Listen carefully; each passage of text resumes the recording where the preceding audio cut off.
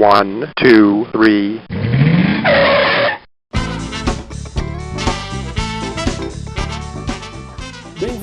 Bem-vindo ao Paladar Extinto, seu podcast de gastronomia. E a conversa de hoje é sobre atum. Pra gente saber sobre as curiosidades, os tipos, os sabores, e eu tenho a honra de convidar o André Saborol. Tudo bem, André? Tudo bom, Gabriel? Um prazer estar aqui com você, rapaz. Que bacana, muito obrigado, viu, André? Nossa, é uma honra aí falar contigo, acompanho bastante aí o seu trabalho, o seu restaurante, as suas técnicas. E recentemente eu vi um vídeo, assim, vi algumas entrevistas sobre você falando sobre atum, sobre os cortes, né? Então vai ser muito legal a gente passar aqui para os ouvintes, né, que adoram gastronomia japonesa e falar, nossa, não sabia nada de atum, né? Depois da conversa, os tipos de atum, né, os sabores, né, que cada parte do atum tem. Então vai ser muito legal a nossa conversa aí, para saber um pouquinho mais, né? Nos últimos 10 anos aí, a gente tem estudado bem o atum. A gente tem se aprofundado no estudo do atum, né? Isso sempre em parceria. Então a gente tem conseguido fazer um trabalho muito bacana aqui no Brasil, né, junto ao atum, e fazer um aproveitamento máximo do pescado, enfim. Que legal, André, que bacana. E conta um pouquinho, André, sobre a história da família, dos restaurantes, como começou. A nossa família, ela vem toda de Nagasaki, né, no Japão, uma cidade chamada Sasebo. Então meus pais, né, pai e mãe, são japoneses de Sasebo, e depois da guerra eles decidiram, a família do meu pai decidiu sair do Japão e eles vieram para o Brasil em 1956. Eles pararam primeiro no Porto de Santos, depois desceram, foram trabalhar com colheita de café lá em Cambará, no Paraná, né? Depois voltaram para São Paulo. Nessa volta para São Paulo, foi meu pai e meu tio foram para São Paulo e o resto da família eles vieram para Recife. Meus avós vieram para Recife porque existe uma empresa japonesa na época de pesca de atum. Olha lá. Já tinha uma coincidência aí, hein? E aí, como meu avô, na época da guerra, ele trabalhou em navio, né? Ele era da marinha japonesa, então sabia trabalhar bem com embarcação. Então ele veio aqui para trabalhar na embarcação de pesca dessa empresa japonesa. Meu tio, que veio com meus avós para cá, foi trabalhar lá também. E meu pai ficou em São Paulo, trabalhando na CEAGESP, lá em São Paulo, né? Sim. Então, quando meu pai começou a trabalhar na CEAGESP, ele conheceu a família Yokoyama, aí de São Paulo, que trabalha muito com os pastéis. Eles têm a Yoka, a pastelaria ali na Liberdade, tem a Yokoyama também. Sim. É bem tradicional aí em São Paulo. E aí ficaram muito amigos, né, na época. Meu pai aprendeu a fazer pastel e tudo, tal. Até hoje nós somos amigos, assim, íntimos, como se fosse família mesmo, da família Yokoyama, né, aí em São Paulo. E a gente viaja junto, eles vieram para o meu casamento aqui em Recife, quando a gente inaugurou um café aqui, veio a família toda, enfim, sempre está em contato até hoje. E aí, quando meu pai aprendeu a fazer pastel, minha avó disse para ele, olha, esse pastel que você faz aí em São Paulo, que você está fazendo aí, aqui em Recife não tem. Então, se você puder, fala com o Yokoyama-san, né, e pede para comprar um cilindro, né, e depois você traz um cilindro para cá para fazer o pastel aqui em Recife. Então, meu pai comprou com o trabalho, trouxe dentro de um caminhão de batata lá de São Paulo, porque ele trabalhava na Ceasa carregando saco de batata. E aí ele conhecia os caminhoneiros todos, para onde eles iam, enfim. Quando ele chegou em Recife, o primeiro negócio da nossa família aqui em Recife foi uma barraca de pastel. Olha. Né? E toda a família trabalhou, né? Então o início nosso aqui não foi com cozinha japonesa, foi com pastelaria. E fez muito sucesso na década de 60 aqui em Recife, ficou muito conhecido como Tóquio, a lanchonete Tóquios, enfim. E depois dali, meu pai saiu abrindo outras pastelarias para os irmãos japoneses, né, dele. E depois ele inventou meu pai sempre tinha uma ideia muito à frente, assim. Então depois ele lançou o primeiro self-service aqui em Recife, né? Então, um bandejão e tal, fazia fila, enfim. Aí depois ele foi abrir um restaurante maior, um buffet por cabeça, também foi o primeiro buffet por cabeça aqui em Recife, tal. Aí depois abriu um hotel, enfim. Aí depois o centro da cidade mudou, como toda a capital, né? Mudou e entrou em decadência. Então o negócio dos meus pais quebraram, isso em 1980 mais ou menos. E daí meu pai, em 1984, ele retornou a São Paulo, e aí retornou para ter mais aulas com um grande amigo dele aí de São Paulo, que chama-se Kiyomi Watanabe, é do Sushi Kyo. É um dos pioneiros de cozinha japonesa em São Paulo, né? Muito tradicional. Ainda hoje tem o Sushi Kyo ali na Rua Tutóia, né? E aí Kyung-san ensinou para o meu pai e para o meu irmão mais velho, Taró, né, a cozinha japonesa num nível mais avançado, Sim. né? Então eles passaram em torno de 6 meses em São Paulo, tendo esse treinamento com um amigo, e depois voltaram para Recife. Como tinham perdido praticamente tudo e só tinha ficado com a casa que nós morávamos, que é essa aqui onde eu estou hoje, aqui onde hoje eu estou aqui no Quina do Futuro agora, e aí só sobrou a casa. Então o meu pai decidiu fazer o restaurante embaixo, um restaurante japonês embaixo da casa, no térreo. Nós morávamos no primeiro andar, a gente morou aqui em cima durante 10 anos, né, no início. Hoje em dia ninguém mora mais aqui. E ele montou um restaurante japonês e botou o nome de Quina do Futuro, né, aqui em 1986. O Quina, esse ano, ele faz 35 anos. Tá aqui. É o restaurante mais tradicional da cidade, assim, Sim. restaurante japonês mais antigo e mais tradicional, né? E quando ele fundou assim, meu pai era o sushi man, meu irmão mais velho, Taro, era o auxiliar, minha mãe era a caixa, meu irmão do meio, eu sou o caçula, né? Atendia no salão, né? E eu tinha 9 anos, eu só fazia ainda estudar e tal, e tentava ajudar se fosse possível, mas então foi assim que surgiu o Kina Futuro. Ele fica aqui no bairro da Zona Norte, na Rua do Futuro, é uma rua bem conhecida aqui. E Quina é por causa que é a esquina? Quina é por causa da esquina? Ele colocou esse nome porque ele lembrou assim, ele disse, se eu colocar um nome japonês no restaurante, o pessoal não vai lembrar fácil, porque meus clientes são pernambucanos aqui. Isso há 35 anos atrás, ninguém sabia o que era comida japonesa, né? Então ele pensou assim, ele disse, não, vou colocar um nome fácil de lembrar, né? Então vou colocar Quina do Futuro, porque fica de esquina com Rua do Futuro, é um izakaya, é uma taberna japonesa, né? Então as letras japonesas que tem na marca dizem isso, está escrito lá izakaya, e ele disse, e no futuro o pessoal vai chamar o restaurante de Quina, e acho que Quina é meio japonês e tal, então ele resolveu colocar assim, Quina é de 5, é de 5 estrelas, é de qualidade, sei lá. Ah, Ele, legal.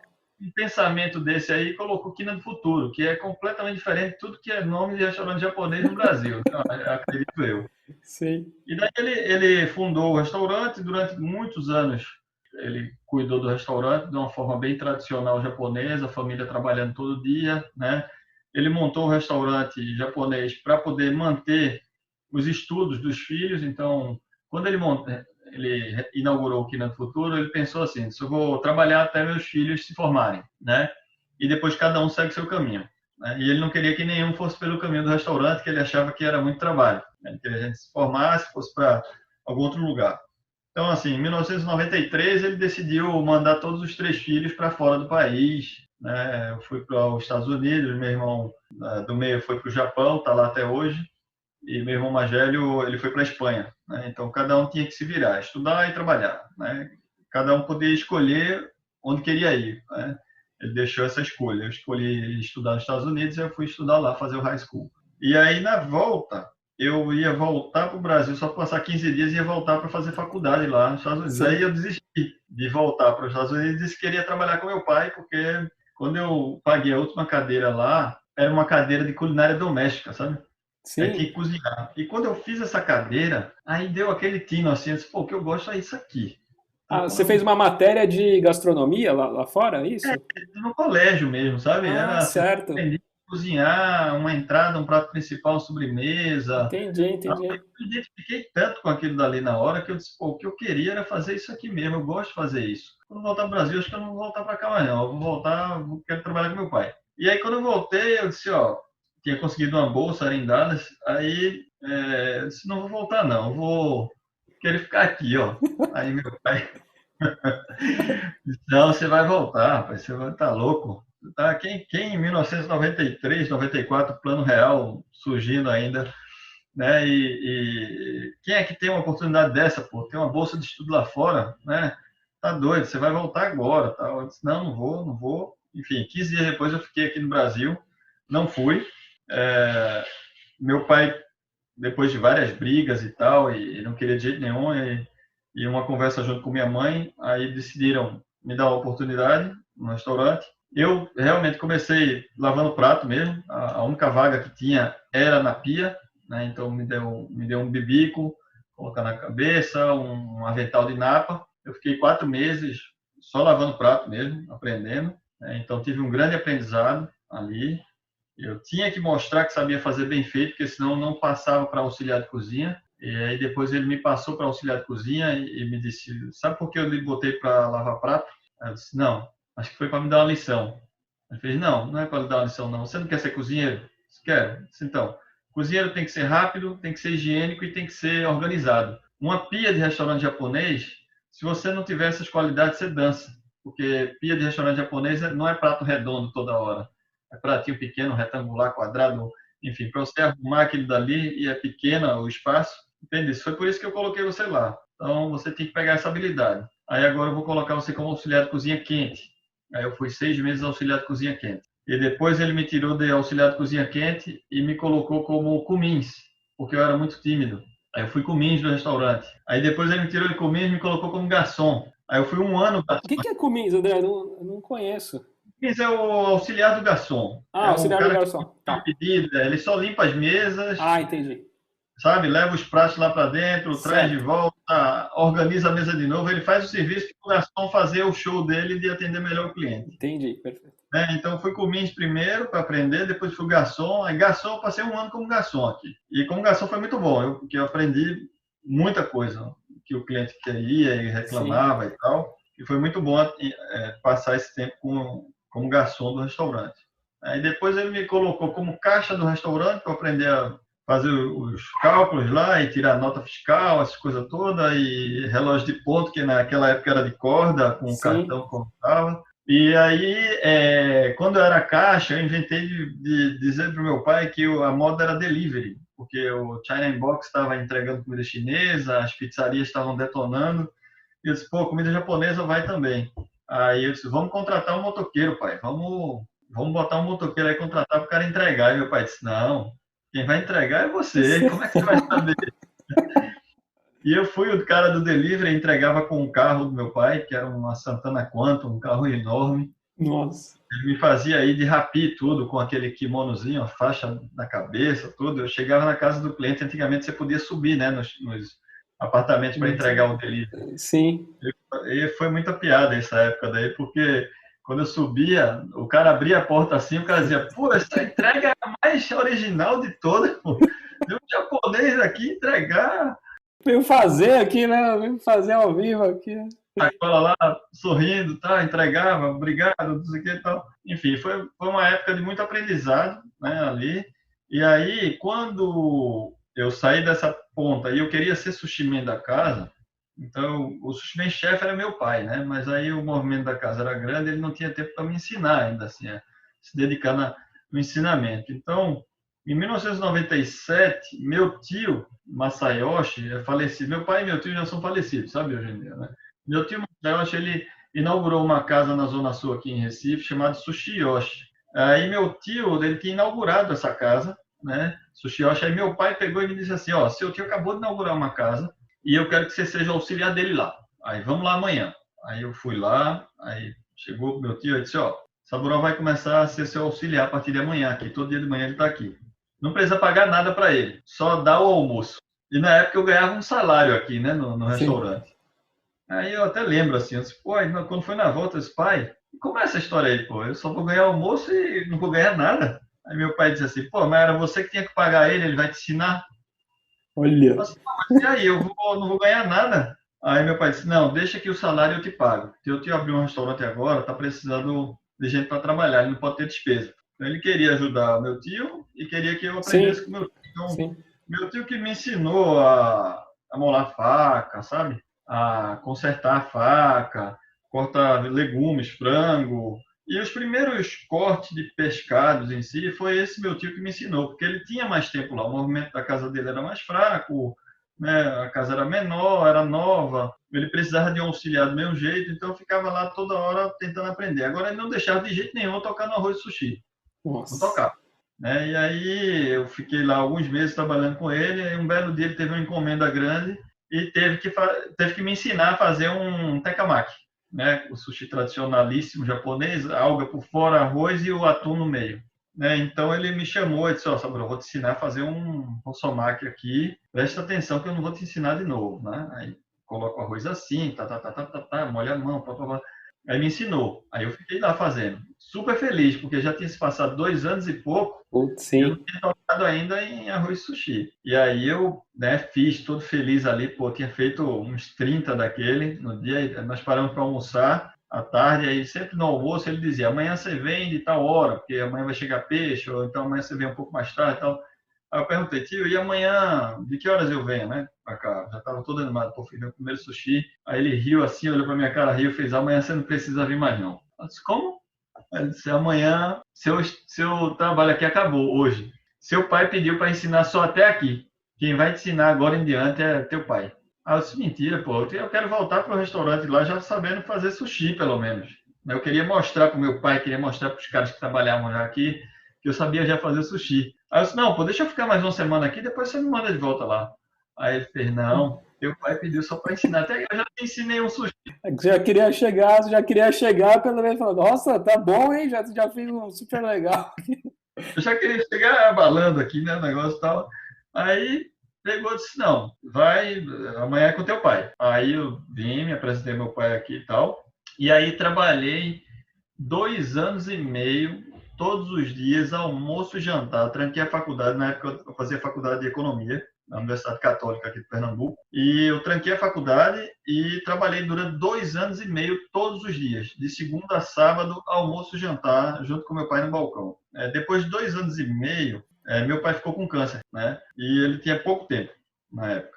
E daí ele me pediu para eu sair do balcão. Na época, depois de 2 anos e meio, eu assumi o balcão de sushi, eu virei o sushi chefe da casa. Ele me pediu para sair do balcão, deixar a minha equipe que eu já tinha colocado lá para trabalhar, e ele começou a me ensinar a parte administrativa do restaurante. Então, durante 3 meses, eu fiquei com ele todos os dias aprendendo toda a parte administrativa do negócio de restaurante. 7 meses depois ele faleceu. Ele faleceu em dezembro de 2001. Fazem 20 anos praticamente que meu pai faleceu, né? E aí, depois que meu pai faleceu, na família japonesa tem muito aquela coisa quem vai tocar o negócio da família, né? Nós somos 3 aqui e tal. E antes que meu pai falecer, ele tinha escolhido já, ele me escolheu, ele disse quem vai tocar o negócio da família, o restaurante, é Saburó, né? Então eu peguei essa missão, né, de continuar o restaurante. Eu queria também continuar muito. Meu irmão morava na Espanha, o meu outro irmão morava no Japão, eu estava aqui no Brasil, e eu peguei e comecei a tocar o restaurante de novo. Então, durante final de 2001 até o final de 2003, eu praticamente não estava mais na cozinha. Eu fiquei mais montando a equipe administrativa e organizando o restaurante, inclusive passando por aquela fase do analógico para o digital, né, informatizando tudo. Sim. Toda essa parte de folha de pagamento, relógio de ponto, enfim, toda essa mudança que a gente passou. E daí, final de 2003 para 2004, eu entrei na Associação do Prato da Boa Lembrança, que é uma associação que foi fundada por Dânio Braga, em Petrópolis, e reunia bons restaurantes do Brasil todo. E tinha a questão de você comer no restaurante, ganhar um prato de cerâmica, pintado e pendurar, colecionar, tinha clube do colecionador, enfim. Isso daí foi uma boa oportunidade para conhecer o Brasil todo. Pela Boa Lembrança, eu participava ativamente de tudo, cheguei a ser o presidente da entidade em 2010. Então, através da Boa Lembrança, a gente conseguiu viajar pelo Brasil todo e conhecer a cultura gastronômica brasileira. Olha que legal. Você falou aí, o Teixão lá do outro lado, a gente cozinhou no sul do país, cozinhou no norte, Manaus, centro-oeste, enfim, nordeste todo, e saiu entrando dentro das cozinhas, né, de outras culturas, né, gastronômicas. Então, isso daí foi muito enriquecedor, sabe? De 2004 até meados de 2010, mais ou menos, a gente praticamente viajou o Brasil todo, cozinhando o tempo todo, trocando informação. Então, isso foi muito bacana, muito bacana. Depois que eu saí da presidência lá da Boa Lembrança, eu comecei a me dedicar mais, né, em como melhorar os restaurantes, né? Então, naquela época que meu pai faleceu, a gente só tinha o Quina do Futuro, né? Só essa casa aqui. Aí hoje a gente tem o Sumo Sushi Bar, que foi fundado em 2004, né? Tem o Toques Café, que é o café que a gente tem aqui, que eu coloquei o nome Toques Café em homenagem aos meus avós e meus pais. Sim. Né? Que é bem aqui perto também. Aí tem o Sushi Yoshi, que é na Zona Sul, e a gente opera hoje com 2 unidades de delivery do Sumo. É o Sumo Delivery Zona Norte e Zona Sul. A gente tem operado bastante, principalmente nessa época de pandemia. E aí, né, dentro dessa correria toda que aconteceu, em 2000, meados de 2010, mais ou menos, a gente foi contactado por uma família amiga nossa aqui, né, e dizendo que tinha um atum tipo exportação. Eles exportavam atum através de Recife. No primeiro momento eu não acreditei. Eu disse, mentira, pô, ninguém exporta atum via Recife. Nem tem atum aqui, né? Eu pensava assim. Sim, sim. Atum todo de Natal, em pá, tal. Aí, não, mas o pessoal é um vizinho meu, eu conheço, tal, vamos um dia lá, vou te apresentar. Era a mãe de um amigo nosso até que falou isso. Aí, em respeito a ela, eu disse até pro meu irmão mais velho, eu disse, Taró, vamos lá ver isso daí, porque Dona Ione, né, ela tá falando tanto, então vamos lá prestigiar ela, porque ela quer mostrar pra gente, mas vamos, né? Mas a gente foi assim, vamos Tipo, ver qual é. despretensioso, né? E aí, rapaz, quando a gente chegou lá no cais do porto, quando a gente viu uma cena assim do barco içando os peixes e tal, e saiu um agulhão assim, sabe?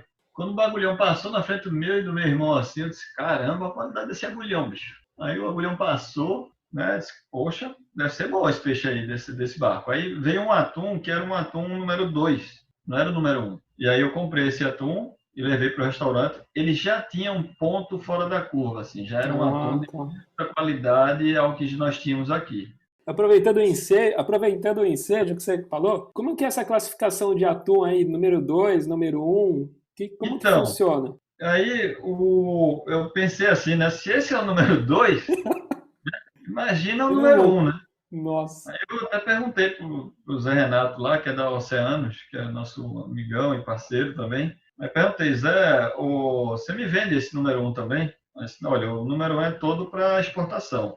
A gente não vende para o mercado interno, né? Assim, mas se eu quiser comprar esse daí, aí ele falou assim, é mais caro, né? Porque ele é tabelado em dólar. Ah, é? É. Tá, mas e se eu quiser comprar? Pronto. Aí ele me falou o preço na época, era 3 vezes o valor do atum local. E eu arrisquei, eu disse, não, eu quero ver como é. Um atum desse aí, vou pagar. Aí compramos um atum número 1, né? E aí eu descobri outro peixe. Um outro peixe pela qualidade dele. Ele não tem arranhão, sabe? Não é amassado, ainda tem rigor mortis no corpo, enfim. Então, quando você faz a classificação, vamos lá. O número 3, vamos dizer assim, é aquele atum que vai congelar, está cinza, não tem cor vermelha, está marrom, sabe?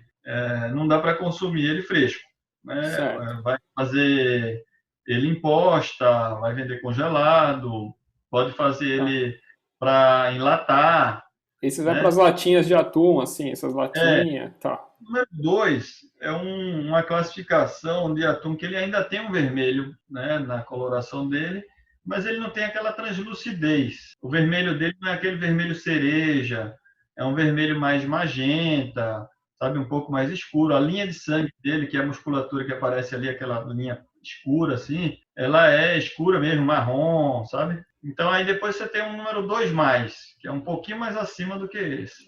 Aí você já vê uma carne vermelha um pouco mais, menos magenta e mais cereja, agora com pouca translucidez, a linha de sangue ela não é marrom, ela é vinho, sabe? E vai subindo. Aí você vai para um número 1. Aí o número 1 você já vai assim para a cor da carne vermelho cereja, translucidez, você coloca na luz, você vê a luz passar pela carne, né? A linha de sangue dele é vermelho, quase igual da carne, então o frescor dele está Nossa. ativo. A textura do peixe também conta com isso daí, então ele está com rigor mortis ativo, o peixe ainda está meio duro ainda, sabe? Você ainda tem que trabalhar nele ali, e aí vai, teor de gordura maior, né? Ele não está furado, então não tem infecção bacteriana dentro da carne, ele dura mais tempo, tem um shelf life maior, pode ser exportado por causa disso. Entendi. Porque o atum número 1, ele aguenta ainda 3, 4 dias de viagem tranquilamente, porque ele ainda está ali duro, com rigor mortis, ele ainda vai relaxar um pouco, ele não é furado, então, como ele não está furado, ele conserva melhor as características, né, da carne e tal, do brilho, né? Então, o atum número 1, ele realmente ele passa a ser um outro peixe. Aí, quando a gente descobriu esse atum número 1, né, a gente começou a fazer um trabalho com ele aqui em Recife e disse, bom, eu vou comprar esse atum, e não vou mudar meu preço. Eu vou fazer com que o pernambucano tenha a oportunidade de comer um atum de alto nível, igual como ele come em Nova York ou Tóquio, né? aqui em Recife, pagando pelo mesmo preço que a gente serve. Cabe a gente, né? Cabe a nós, como profissionais, tentar fazer com que esse peixe tenha um aproveitamento melhor para que eu não tenha que cobrar mais caro para o meu cliente. Então, isso é um grande desafio, né? E uma vez eu estava no restaurante do Clotro Agro e do Tomás, lá no Rio, que era o CT Boucherie, que servia carnes, corte de carne. E uma vez eu estava até com o Tomás lá, sentado na mesa, e ele me convidou para almoçar com ele e tal. E aí, quando eu sentei na mesa, eu vi um desenho, assim, que era um jogo americano de papel, que era um boi de açougue com todas as partes, né? Eu olhei para aquilo lá, assim, aí disse, pô, o atum é um boi do mar. O atum é um peixe enorme. E todas as vezes que eu trato o atum, eu vejo que eu desperdiço muito. Tem muita coisa que eu jogo fora, né? Eu jogo muitas partes dele fora. O peixe é enorme e você só aproveita aqueles lombos. Não é possível. Se do boi você aproveita tudo, né? E daí que começou isso daí me instigar assim a querer descobrir mais sobre o atum. E aí eu comecei a pesquisar de tudo. Minha esposa diz assim que era a minha terapia ali. Eu me trancava na sala de corte. Eu fiz uma sala aqui, tem uma sala aqui no Quina, que é uma sala de corte. Essa sala é toda isolada, refrigerada. Investi um monte nessa sala, sabe? Fiz um piso todo sem rejunte, não sei o quê, botei gatilho de água pressurizada. Eu fui para Boston uma vez no Seafood Expo, que é uma feira de frutos do mar, e aí vi um sistema de filtragem de água com lâmpada UV, não sei o quê, para tratar a água, para não ter contaminação e o shelf life do peixe melhorar, tal.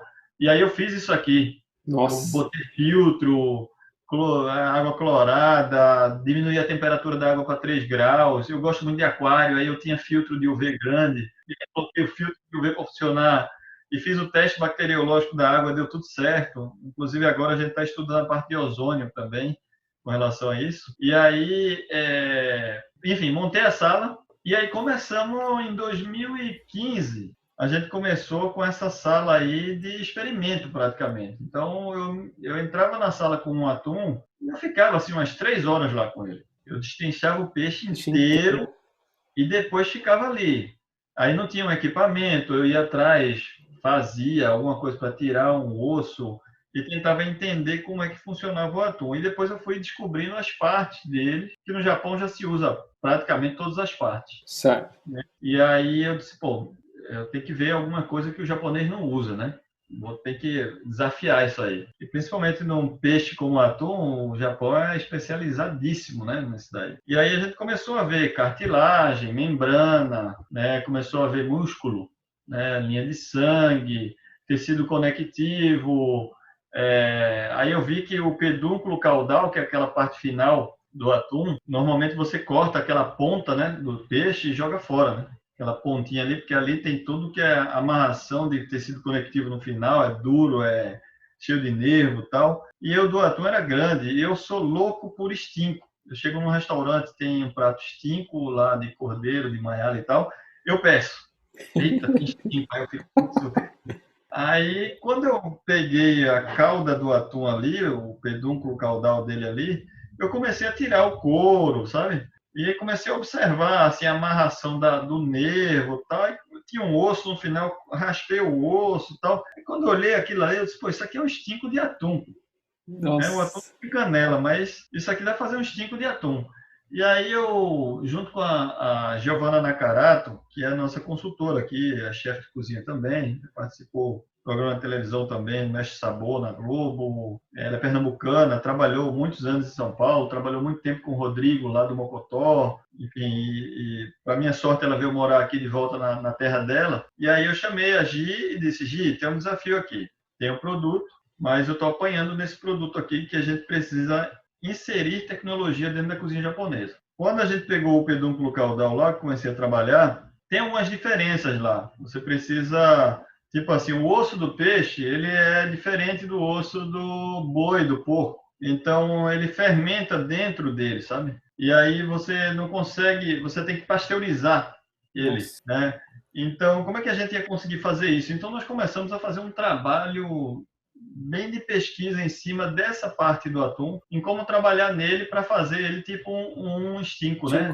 Sim. Então, nós temos que trabalhar a questão de pasteurização até o centro do osso, textura, temperatura, tempero, né, salmoura, enfim. Então, nós temos um trabalho bem extenso de quase um ano para Nossa. poder acertar nesse prato. E aí nós acertamos e lançamos, hoje em dia ele faz parte do nosso Sim, restaurante. eu vi.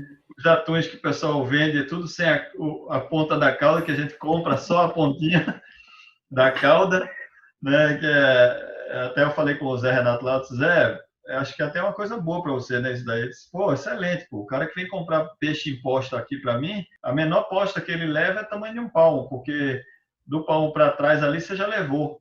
Então, aquilo que era um desperdício, que a gente jogava fora, isso se tornou um prato nobre, né, que é até disputado, sai bem aqui na casa, tudo, e serve bem também. E é uma delícia, porque como Nossa, imagina. ele derrete ali, tem muito colágeno e tal, ele fica maravilhoso. E aí a gente depois lançou, com a parte das membranas e tal, a gente fez um torresmo de atum, um torresminho mesmo, crocante. Aí depois nós pegamos a parte de musculatura, músculo, nervo, linha de sangue e tal, e aí a gente criou um sarapatel de atum. Eu vi.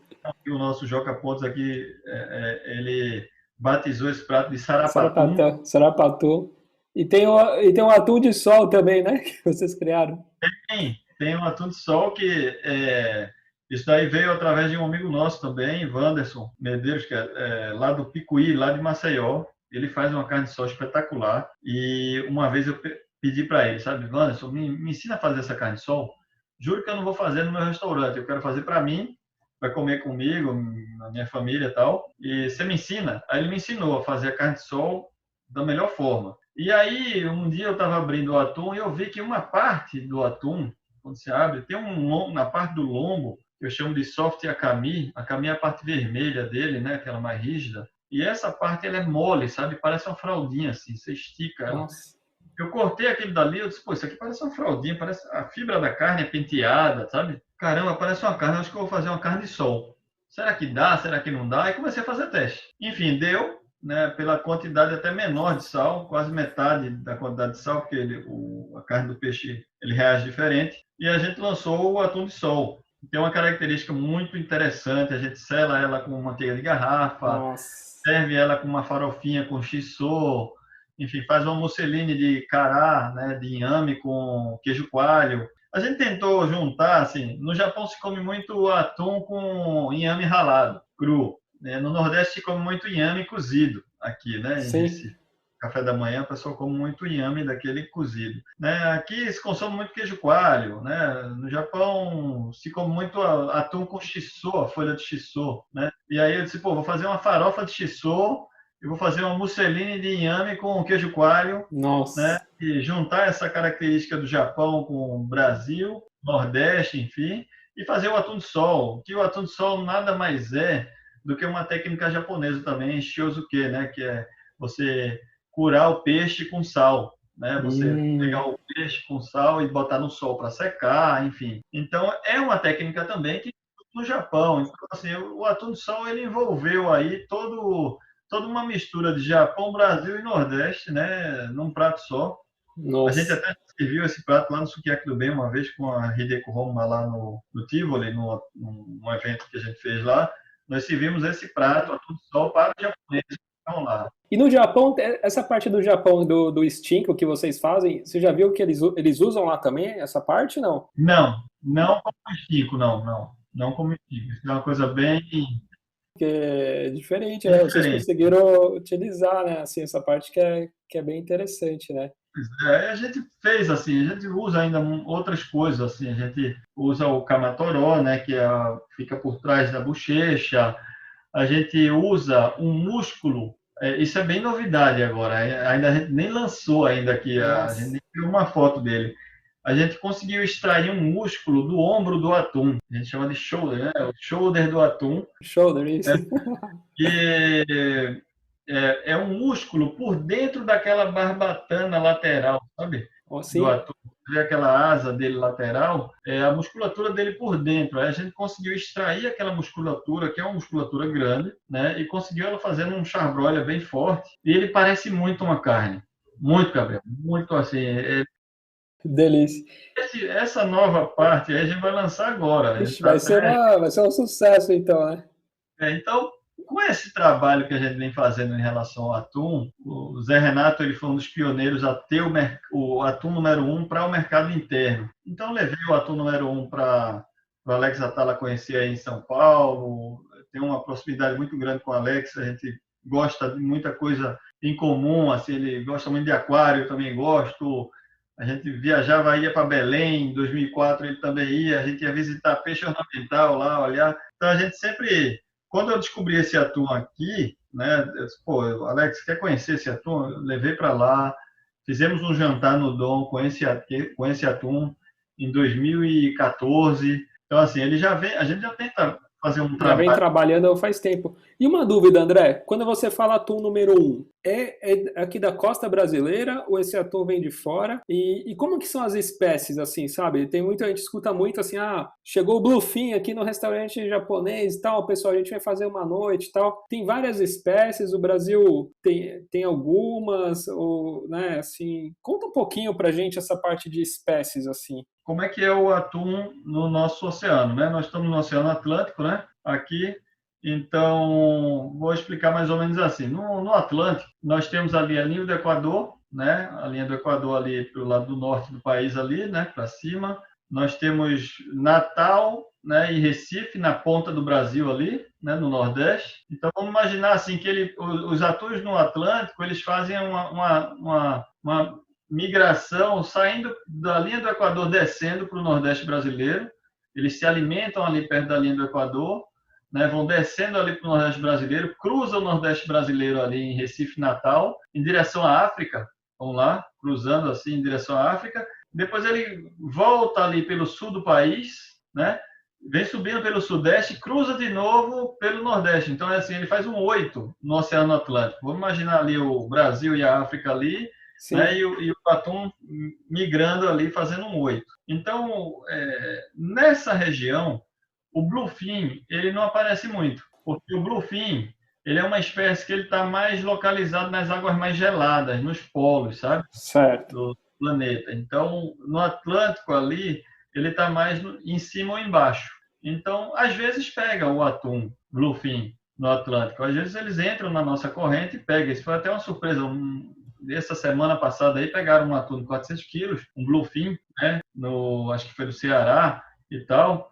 E aí teve repercussão no Brasil todo, o pessoal ficou mandando a foto desse atum o tempo todo. Então, olha, pegaram esse aí e tal, ia valer R$140 mil, os caras não souberam tratar, cuidar, enfim. E aí, isso é bom que está aparecendo, né, bluefin na nossa linha aqui no Atlântico Sul, mas assim, no Atlântico, nós temos praticamente 3 espécies, as mais conhecidas, né? Então, assim, nós temos o Big Eye, que é, né, a albacora é da família do atum, na realidade, e o Big Eye ele é chamado de tunos obesos, né? Que em japonês chama-se mebate. É aquele vermelho mais goiabada, assim, bem vermelho, sabe? Esse é o que dá na nossa costa, não? Esse que aparece aqui. Costa. O bate. Os japoneses chamam esse atum de bate, que chama-se mebate, né? E esse é o mais, vamos dizer assim, comercialmente falando. Muitos restaurantes de São Paulo só querem usar o mebate, né? Ele tem uma coloração mais avermelhada, ele é mais robusto, ele nada a uma profundidade grande, então ele tem que ter uma camada de gordura maior, então ele tem gordura na carne, né? Ele tem uma estrutura larga, grande. Sim. Então, nós temos esse daí, né? Temos um outro que chama-se Yellowfin, que aí é albacora laje, no Japão chama-se Kihada, né? Ele é aquele atum mais delgado, mais comprido, tem menos sangue, a carne dele é vermelho, cereja, um pouquinho mais claro. Temos atuns que são mais rosados, assim. Então, é o Kihada, né, que é o albacora laje. Então, assim, se tem uma grande quantidade de albacora laje no Atlântico Sul, né? Então, é um atum que se tem em grande quantidade no nosso oceano aqui, que os estoques estão até saudáveis, né, do Yellowfin também, no Atlântico Sul. Eu recebi até um documento ontem falando sobre a questão dos estoques de atum no Atlântico e tal, e dizendo que tem muitos dos estoques dos nossos atuns no Oceano Atlântico que estão estáveis hoje em dia. Isso é importante, né? Porque isso, acompanhando, né, como que tá as espécies, né? E assim, o Brasil ele não recolhia dados há muitos anos, né, sobre a pesca no Brasil e agora está se fazendo um movimento também para se levantar os dados novamente, ter acesso ao diário de bordo para ver as espécies que são pescadas e informar isso aos órgãos competentes para poder se ter um controle dos estoques de atum, né? E aí tem um outro atum que também é muito pescado no Atlântico, que é o alalunga, que é o atum branco, que geralmente é a albacora pequena, que é comum e que normalmente é utilizado na indústria para enlatar. Tanto ele quanto o bonito listrado. O bonito também faz parte da família dos tunídeos, né? A família dos tunídeos é enorme, sabe? Nossa. Até aquele peixe cavala, o arru, que a carne é branca, ele também é um tunídeo, né? Também faz parte da família. Então, os bonitos, tem bonito listrado, tem de galha, enfim. Nossa, tem bastante, né? Tem bastante, né, André? Então, né? Tem bastante espécies, né? Bastante espécie. Agora, assim, para o uso de culinária japonesa, normalmente se utiliza ou o mebate, que é aquele mais vermelho, ou o quihada, né, que é o yellow pin. No Brasil chama de albacora laje, né? Esses dois que são mais utilizados, assim. Para comida japonesa, sim. Eu tenho que fazer um trabalho hoje em dia aqui, quando pega um alalunga, que chama de tombo, que é o atum branco, é um muito bonito lá, tal, na hora da despesca eu compro, sabe? Compro ele e praticamente dou de cortesia, assim, para os clientes provarem. Vai um prato de sashimi, eu coloco ali 3 lâminas desse sashimi, desse atum mais branquinho, que ele é meio rosa, bem clarinho, assim, sabe? Porque é uma delícia ele, assim, Ele é mais nobre? Ele é mais nobre? Não, ele, na realidade, não. Porque ele é mais nobre, é porque ele é desvalorizado no mercado. Mas eu acho a textura dele impressionante, assim. Impressionante, muito gostoso. Derrete na boca. É porque o pessoal, ele ainda quer aquele atum vermelhão, sabe? Quer o vermelhão ali, o mais vermelho possível dele. É o que o pessoal quer. É o que vende mais, é aquele atum vermelho, né? Mas o alalunga é um peixe que tem um potencial enorme, assim, para você trabalhar nele, vender, enfim. Então, a Que gente tem. bacana. Aí, essa parte de você pegar o atum, a gente fez um trabalho durante esses últimos 10 anos, junto com a Oceanos aqui, de parceria mesmo, sabe assim? Como é que a gente veio tentando melhorar a qualidade desse atum pescado aqui no litoral pernambucano, né? O barco, ele não fica no litoral pernambucano, ele fica no litoral brasileiro, né? Então, quando ele sai daqui, ele vai andar 400 ou 500 quilômetros da costa. Então, Nossa. eles passam aí 10 dias no mar, fazendo o lançamento, a pesca é feita de long line, que é aquela linha com várias iscas que você vai jogando no mar, joga uma boia e vai soltando aquela linha de 50 quilômetros, Nossa. né? E a cada 100 metros tem uma isca, enfim. Então é com essa linha que eles pescam, assim, põe um peixe lá, alguma coisa, Põe e vai uma soltando. lula, Uma com lula e vai isca, soltando, e vai vai soltando. soltando. E aí pega atum com 100 metros de profundidade, 150, enfim. Vai pegando o atum, vai puxando, e aí quando sobe para o bar, esse atum passa por um processo completamente diferente, porque o atum, ele é um peixe muito delicado. Se ele estressa demais também, ele tem um sistema circulatório muito eficiente. Então o atum, ele come na superfície, né? Vamos lá, ele está com a temperatura corporal dele lá X, e ele come ele na superfície, e ele nada a 200 metros de profundidade. Então, lá quando ele está a 200 metros, a água é muito gelada, mas a temperatura corporal dele está igual. Aí, como é que ele consegue fazer essa troca? Ele aumenta o batimento cardíaco dele e consegue aquecer o corpo. Aí, vamos na hora da pesca. Quando você pesca o atum, se ele estressa demais, o batimento cardíaco vai lá para cima. O sistema circulatório dele ativa ao máximo, o peixe começa a ficar quente. E aí, se você pega o peixe, sobe no barco e demora para sangrar o peixe, sangrar o atum, ele esquenta tanto que meio que cozinha, vamos dizer, cozinha que A eu digo assim, carne. tem brilho Nossa, da entendi. carne. Então existe um processo de abate do atum que tem que ter e os japoneses são mestres nisso daí. Então o peixe subiu, ele já dá um furo no cérebro para poder o peixe parar de bater, depois destrói ali a medula tal, já corta, né, as duas artérias principais do peixe para o peixe sangrar o mais rápido possível, porque senão ele joga muitas enzimas na carne e aquece o peixe. Aí depois que tirar as vísceras, cabeça, tal, fazer todo esse processo, eles jogam o peixe dentro de uma caixa com água e gelo para dar um choque térmico ali, dar uma esfriada rápida. Tem todo um trabalho para você tirar ali, limpar, esfregar corretamente para não furar o peixe, arranhar. E aí ele Nossa. tem um saco de algodão e cobre o peixe, coloca ele dentro de um saco de algodão que é para justamente proteger o peixe, ele não arranhar, ficar com escama brilhosa e tal. E aí vai para dentro do barco para gelar o barco, para gelar lá. Depois que passa todo esse processo, vai para a terra, e aí na terra eles fazem a classificação. E a classificação é, você corta perto da cauda do peixe, um pedaço, olha, né, e aí ali você vai ver textura, textura de musculatura. Que aquele furinho que você faz ali, não é aquilo? É uma, Não, como se fosse é um segundo. Primeiro você corta perto da cauda, sai um pedaço do peixe. Aí nessa primeira, você faz a primeira leitura. Ali, você vê se tem gordura, você vê textura, rigor, você vê a linha de sangue, você vê brilho da carne e tal. Ali é um primeiro teste que você faz. Aí você jogou aquilo ali fora, aí você fura o peixe, um sashibô, que é um tubo de inox oco, que aí você faz uma leitura do peixe, você fura na lateral do peixe, vai até a espinha dorsal dele e volta. Aí quando você tira aquilo dali, você põe um canudinho ali dentro e empurra, então você vai tirar ali a linha de leitura do atum. Então é aquela, parece uma minhoca assim, né? De linha de carne de atum. Ali você tem toda uma leitura. Ali você lê quantidade de gordura, textura, linha de sangue, translucidez, cor. Então assim, você faz a leitura total ali do peixe. Né? Então ali é que sai a classificação. Então quando o peixe chega aqui, ele passa por essa classificação toda, né?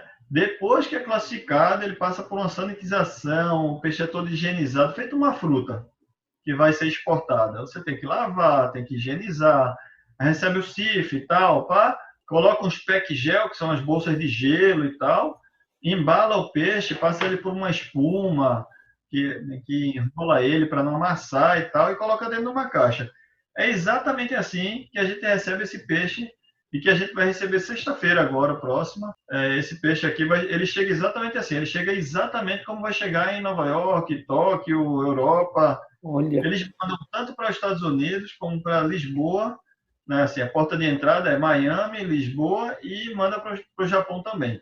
Que legal, que bacana. E cada parte do atum, André, é um tipo diferente, né? Um gosto diferente, um sabor, né? Ele tem o lombo superior para o lombo inferior, você já nota a diferença, textura, sabor. Né? Quanto mais perto da pele, às vezes mais gordo fica a carne, Tá. chama-se toró. A parte da barriga, que é muito famosa, né, que é o otoró, que é a parte mais gorda, enfim. Como nós estamos aqui no Nordeste, geralmente o atum não aparece gordo, né? Só nos meses de novembro, dezembro, janeiro e tal, normalmente aparece atum gordo por aqui, que acredita-se que ele está em outra rota migratória, ele está assim, depois de se alimentar, nessa época do ano. E quanto mais gordo é mais nobre, assim, é mais valioso, assim, ou não? Eu gosto dos dois, mas eu gosto quando ele está magro também, que eu acho que o acabamento dele é sensacional quando ele está magrinho. Tem uma textura meio gelatinosa, sabe? Sim. Desmancha na boca, tá? Agora, quando tem muita gordura também, é uma delícia. Aí derrete Nossa. na boca, a gordura faz um trabalho. Tem os dois tipos, né? Assim, engraçado, né? Tem os dois. E aí você vai para partes peculiares, assim. Você vai para uma partezinha perto da cabeça, você pega outra parte entre a bochecha e a barriga, você pega uma parte ali perto da barbatana, enfim. O atum, ele te dá várias possibilidades de texturas. A gente faz aqui um sushi degustação, né, com várias peças de sushis De totalmente diversas diferentes. partes. Totalmente diferentes. A gente faz ele... Sim. O que é mais, assim, para gastronomia, assim, japonesa, tal, um sashimi e tal, seria da barriga, assim, essa parte mais nobre, assim, a mais nobre do atum, assim, sei lá, filé mignon, alguma coisa assim. A Seria mais barriga barriga, assim. é a mais, vamos dizer assim, o que se tem o maior marketing é fazer o sashimi de otoro, né, que é a barriga e tal. Mas eu particularmente não gosto muito da barriga, eu gosto mais do chutoro, que é a lateral do atum. Ah, entendi. Imagina o atum, você pega assim na banda dele assim de lado, Sim, na sim. lateral, né? Então, nessa lateral, ele tem uma carne muito macia e perto da pele ele desenvolve uma quantidade de ramificação de gordura bem interessante. Ele fica meio rosado a carne. Nossa. Então, ali eu tenho uma carne macia e com marmorização de gordura. Nossa. Para mim, essa daí chama-se chutorô. Eu acho o chutorô mais gostoso, assim, a opinião minha, né? Mais gostoso do que a barriga. Nossa, e tem alguma técnica de dry age, assim, que alguma coisa assim relacionada, um pouquinho de dry age, assim, maturado assim, um pouco para fazer um sashimi, assim? Tem alguma coisa nessa linha? Se faz, é o aging, né? Sim, Você envelhecer, maturar o atum. Algumas pessoas já estão fazendo um dry age de atum, a gente não faz o dry age, a gente faz o aging, né? A gente tá. matura o atum, mas a gente não faz ele nessa forma como se fazem as carnes. No mundo, o pessoal tem feito isso. A gente faz uma maturação diferente. A gente faz a maturação do atum com ele ainda fechado. A gente faz um controle bacteriológico e de temperatura, e a gente consegue maturar o atum por até 12 dias.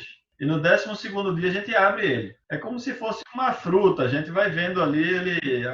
Aí você vai tirando com esse aparelhinho aí, você vai tirando uns pedaços, não? Não, igual tato, vai no O tato gato ali, vai apertando, vai vendo como ele tá. pegando nele, vai virando, vai trocando gelo e tal, e vai fazendo a maturação. E quando a gente abre lá no 12º dia, o peixe está lindo, bem macio, um brilho fenomenal, Extraordinário. brilho, sabe? E aí a gente abre esse peixe e diz, olha, a gente está com o atum aging 12 dias. Dias. Aí a Nossa, turma aqui em Recife passa bem com atum. caramba. Esses atuns aqui, número um, a gente vende muito bem eles, sabe? Sim, Vende muito sim. bem. É uma qualidade. Praticamente, se é final de semana, a gente abre um atum de 40 quilos por dia. Nossa, A gente abre um na quinta, um na sexta, um no sábado e um no domingo. caramba, é coisa de louco, então. É, o pessoal, aqui em Recife, o pessoal aprendeu a comer um atum de boa Uma qualidade. qualidade. E isso foi bom para o mercado local, porque os outros restaurantes, não só japoneses, mas os restaurantes em si, que trabalham com atum, Tem que subir a começaram a qualidade. ter de melhor qualidade. Ah, sim. A clientela também quer um atum de melhor qualidade, né? Então isso foi muito bom aqui para o nosso polo gastronômico aqui.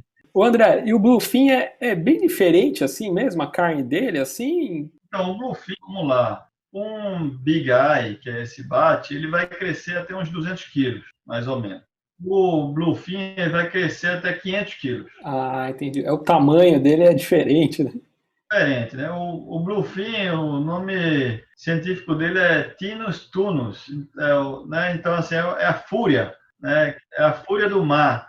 Então o bicho é um bicho enorme, gigante, de 500 quilos, que alcança 80 quilômetros por hora, né? Num Nossa, ataque dele para comer uma presa. Ele tem um sistema circulatório incrível e por ser o Bluefin ele fica enorme e ele demora para ficar maduro, vamos dizer, ele só alcança a maturidade perto dos 9, 10 10 anos. anos. Ah, Né? entendi. Então, ele precisa crescer muito, ele precisa comer muito, ele nada em baixas temperaturas, em água gelada, então desenvolve muita gordura, né? Então, essa gordura que faz o bluefin valer tanto, porque é um peixe maior, é mais gordo. A carne dele também é sensacional, é um vermelho bonito, é macio, sabe? Tem uma textura bacana. E ele ganhou muita fama porque ele sempre é leiloado no Japão, né? E alcança preços estratosféricos, que é o primeiro leilão que se tem no Japão, é o primeiro leilão do ano. É somente naquele que ele alcança o preço estratosférico. Então, Certo. todo ano o Japão faz um leilão, é o primeiro leilão do ano, e aí há uma disputa de várias redes de restaurantes japoneses. Aí essa disputa é uma jogada de marketing na realidade, porque vamos lá, você pagou 1,5 milhão num atum, não quer dizer que você vai conseguir ver esse dinheiro de volta com um peixe só. Um atum de 300 e poucos quilos valeu 1,5 milhão, você não tem, a conta não fecha. Mas vamos lá, pensando em marketing, você vai gastar 1,5 milhão e vai ter uma mídia espontânea no mundo inteiro, Sim. né? A sua rede de restaurante, o seu negócio no Japão, durante o ano inteiro vai ser citado por aquele restaurante que comprou o atum de 1,5 milhão. Né? Exato. Pensando por esse lado, existe uma jogada de marketing muito boa, né? E que faz a fama também do Japão, né? Do Japão é o maior consumidor de pescado do mundo, né? Praticamente o maior consumidor de atum também para a cozinha japonesa. O japonês é louco por atum e os tunídeos também, né? Se utiliza muito katsuobushi, que faz com o bonito para fazer os flocos, né?